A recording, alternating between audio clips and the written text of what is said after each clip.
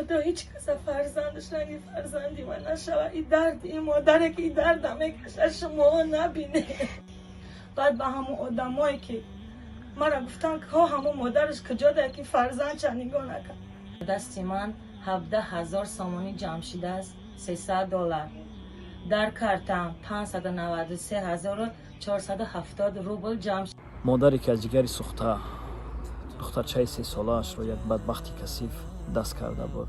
السلام علیکم هموطنان عزیز، برای دستگیریتون برای کمکتون میگم در دستی من 17,000 سامانی جمع شده است. $300 در کارتم 593,470 روبل جمع شده.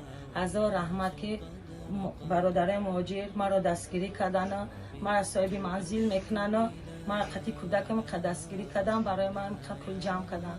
باز هم تشکر زیاد. خداوند ایوا راضی باشه.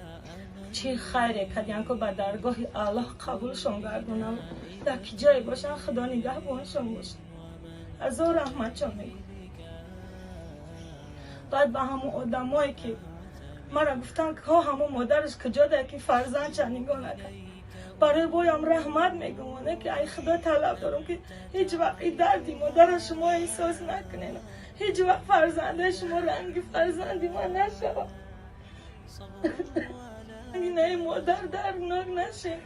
من نمیخواستم که کودکی من خیل شود یا مادر درد رنج ببینه.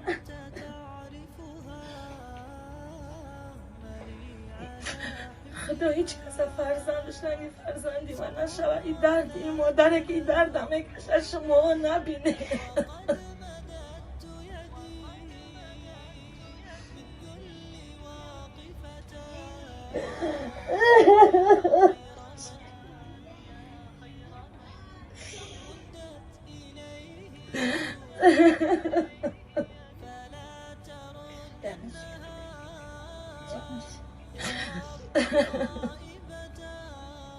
السلام علیکم دوستانی عزیز، چه خیلی که ما و شما نوارا دیدیم.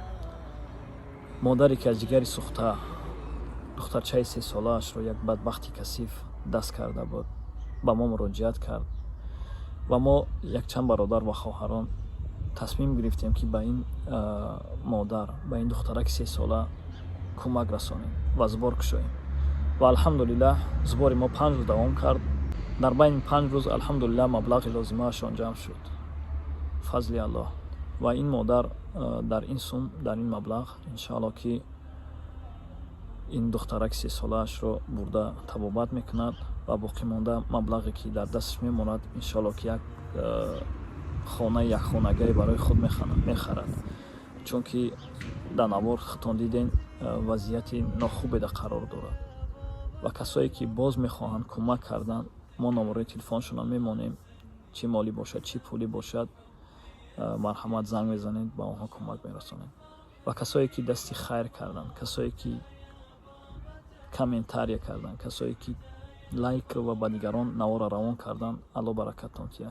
خیلی خوشحالم که سبحان الله ما یک جاییم. خیلی خوشحالم که یک جا ما میتوانیم که دل یک بنده را، دل یک خانواده را شاد کنیم انشاءالله. باقی الله سبحانه و تعالی نگهبانتان باشه. در حق مادر، در حق این فرزندک، در حقشان دعا باشه. باقی سلام علیکم و رحمت الله.